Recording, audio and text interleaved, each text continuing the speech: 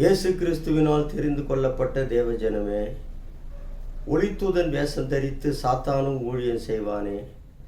அவன் நீதியின் தூதனுடைய வேஷத்தை தரித்து கொண்டால் அது ஆச்சரியம் அல்லவே. அவனுடைய கிரியைகளுக்கு தக்கதாய் அவனுடைய முடிவு இருக்கும். ஒளித்தூதன் வேஷம் தரித்த சாத்தானுடைய செயல்பாடுகள் எல்லாம் சத்தியத்திற்கு எப்பொழுதும் விரோதமாகவே இருக்கும். இவர்கள் தன் சகோதரனை கொலை செய்த காயின் வழியையும், கர்த்தருடைய ஊழியக்காரனை எதிர்த்து பேசின கோராவின் வழியையும், பணத்திற்காக பிலேயாமினுடைய வழியையும் பின்பற்றி தங்கள் அவமானத்தால் நிறைந்திருப்பார்கள். மார்க்கம் தப்பி அலைவராய் இருப்பார்கள். இவர்களுக்கு ஒரு நாள் வாழ்வே இன்பம்.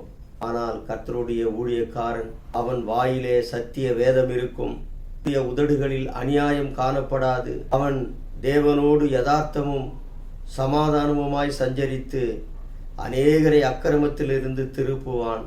அவன் கர்த்தரின் தூதன்.